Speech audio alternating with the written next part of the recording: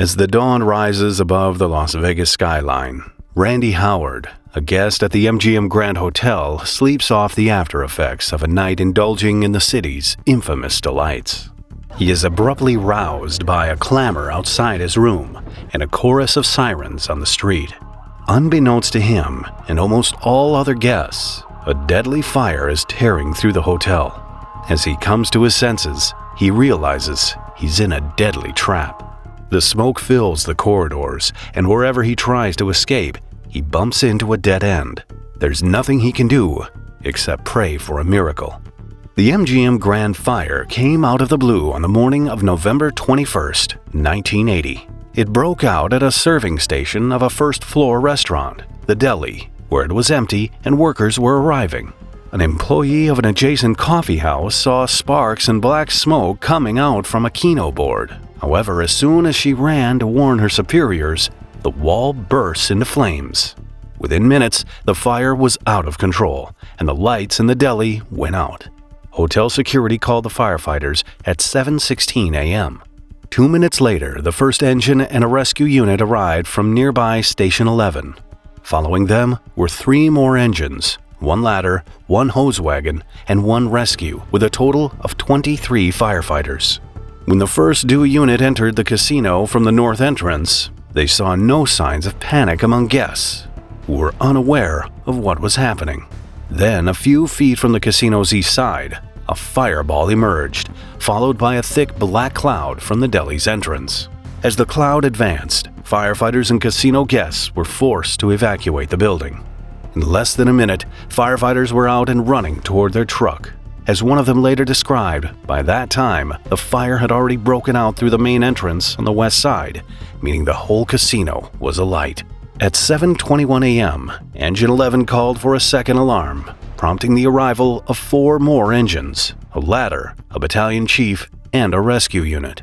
Unfortunately, the blaze flared up so abruptly, they soon had to send a third alarm calling for more help. The sounds of sirens woke hotel guests. Many thought the action was taking place in some of the surrounding buildings, as no one alerted them that the hotel was on fire. It was only when the smoke started to emerge that they began to panic.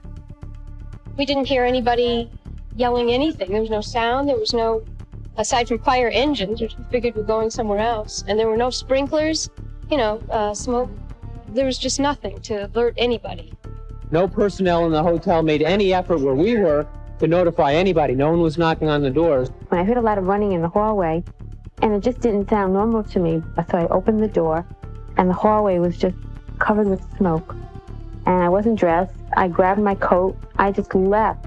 I ran and ran and ran, and I went nowhere. Even though the fire raged within the casino and the first floor, little of it broke into the hotel tower. However, the smoke did.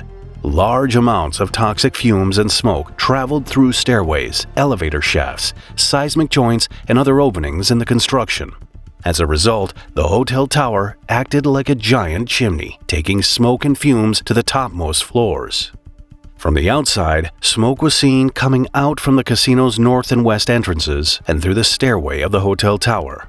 Firefighters tried everything to extinguish it. Unfortunately, the lack of windows in the casino limited the number of attack positions for them. The 8 engines lined up hoses through whichever opening they could find, spraying tons of water on the raging fire. 2 ladder trucks were positioned on both sides of the north entrance for the rescue of guests who, in great numbers, rushed to their windows and balconies. They were reaching for fresh air as smoke started to fill hotel corridors and rooms. To attract the attention of rescuers, guests hung their sheets on the windows. Others tied bed sheets together to create makeshift ropes. Firefighters knew that in a moment of desperation, guests were likely to attempt reckless and adrenaline-fueled escapes. In fact, there had already been 1 fatality, further driving them to keep people calm.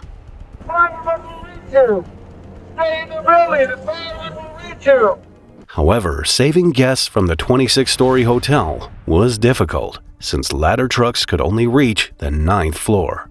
Therefore, rescue teams had to be sent inside. Recognizing the urgency of the situation, a police helicopter pilot who was hovering at the scene requested the dispatch center for all available helicopters to be sent to the site. By 8:30 a.m., the skies were alive, with 20 choppers rushing to the scene.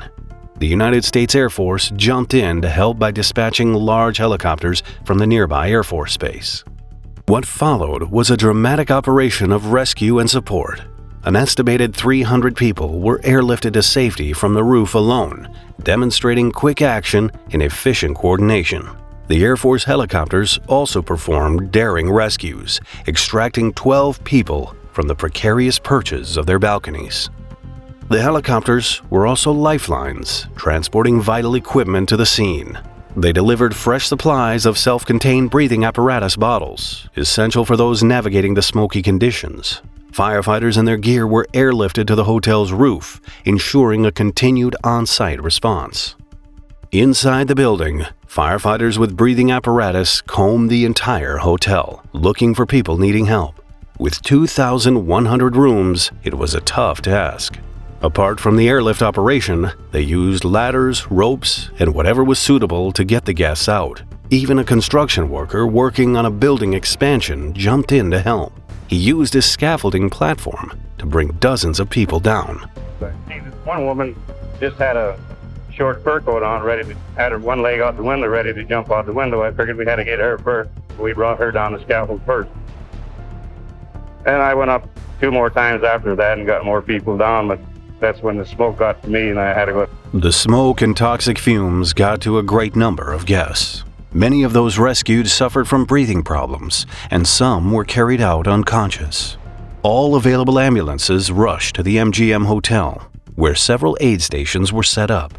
Unfortunately, as firemen made their way to the upper floors, it became clear that the death toll would be high. Among the smoke and silence, they found bodies lying all over the place. The rapid spread of smoke caught many guests in a death trap.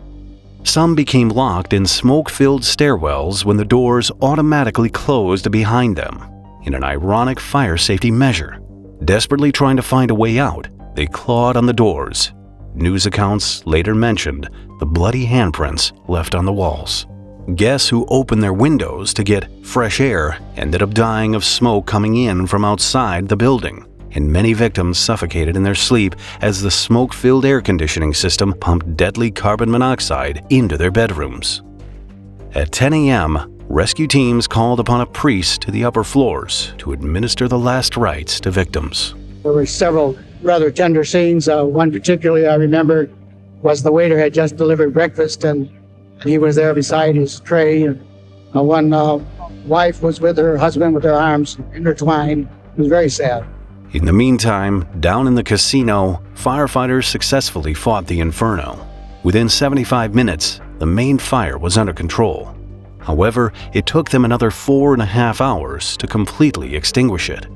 Finally, at 1 p.m., the last lines were pulled out of the casino. The search for victims and their removal from the building lasted until 9 p.m. Ultimately, rescuers recovered 85 dead bodies, 78 guests, and 7 hotel employees. In addition, there were 627 injured, 588 guests, 25 employees, and 14 firefighters. Of the total deaths, most died from smoke inhalation and carbon monoxide poisoning. The severity of the disaster attracted the attention of the entire nation, but more importantly, it aroused anger in people who demanded answers. The public and experts were eager to find out how the blaze even started. Why did it spread so fast? Was it possible that one of the best hotels in Las Vegas had no firefighting system to cut it at its roots? Could employees have warned guests that the fire had broken out and given them enough time to escape? Investigators were determined to find answers to these questions. Their findings would reveal the dark side of the Las Vegas glamour. The investigation into the causes began the same day, as soon as the fire was suppressed on the first floor. Witness statements clearly stated that it came from the deli, so that is where the investigators looked for clues. They revealed that the fire started from an electrical fault in a wall-mounted receptacle. But what was the underlying cause? Even though more than $120 million was spent on construction, it turned out that its owners cut corners when building the facility. Namely, a refrigerated pastry display case was added to the hotel restaurant after it first opened. This cooler was linked to an external cooling unit via copper pipes that ran through a wall soffit. Because of the cooler's vibrations, the copper pipes kept rubbing against electric pipes, causing damage over time. In addition, poor installation also resulted in sharp edges, which eventually caused the electrical wire's insulation to break. The now bare electrical cables would glow red hot and begin arcing. On the morning of the disaster, the fire smoldered for hours until it finally broke out. The blaze spread quickly because of the casino's highly flammable furnishings and interior finishes. Gambling equipment, mirrored plastic ceilings, and furniture fueled the flames and created the toxic smoke. Once the fire engulfed the casino, it caused the suspended ceiling to fall, revealing unprotected vertical openings that allowed the fumes to rise through the hotel tower. Even so, the disaster could have been avoided if hotel owners had installed sprinklers and a working fire alarm system. When the MGM Grand Hotel was built in the late 1960s, it followed the fire codes that required sprinklers only in designated areas. The deli where the fire began was originally occupied 24 hours a day and did not have a sprinkler system because employees could spot any fire immediately. Eventually, the decision was made to close the restaurant overnight, but no sprinklers were added. When the codes were updated in 1978, the hotel was not required to upgrade their systems either. There was a fire alarm system, but it was outdated and disabled by the fire before it could be activated. 8 years before the disaster, in 1972, a suggestion was made by the Clark County Fire Department to install the fire system. But the owners rejected the proposal due to the cost. They refused to pay the price of $192,000, or 0.16% of the entire project investment. We went ahead and made recommendations, whether it be verbal with those architects sitting with us at the table or in writing. Why do you suppose the hotel didn't change? I have no idea. The public was furious with this revelation, but the hotel management simply denied that any such proposal was ever made. Why wasn't this done? I never heard of his request. Since fire protection systems were only required for new buildings in Las Vegas, MGM management didn't have to comply. In response to the tragedy, the governor of Nevada set up a special fire safety commission. In 1981, the state passed a law requiring existing hotels, motels, office buildings, and apartments over 55 feet tall to install fire sprinkler systems within 3 years. Hotels and other public assembly buildings would now be required to have voice communication evacuation systems, smoke detectors in all sleeping rooms, and automatic shutoffs on HVAC systems to prevent the spread of smoke during a fire. As a result, Nevada became a leader in fire safety regulations. The MGM Grand Hotel spent $50 million to repair the damage caused by the fire. When it reopened in July 1981, it featured the state-of-the-art computer-controlled fire prevention system, monitoring 1,300 locations throughout the hotel. Additionally, MGM Grand Hotel management also faced more than 1,350 lawsuits, seeking more than $2 billion. Along with 80 manufacturers and suppliers, MGM ultimately settled for a total of $223 million in damages.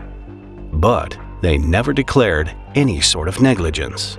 There were no criminal prosecutions of those responsible for enforcing building codes, the hotel management, and those who built it.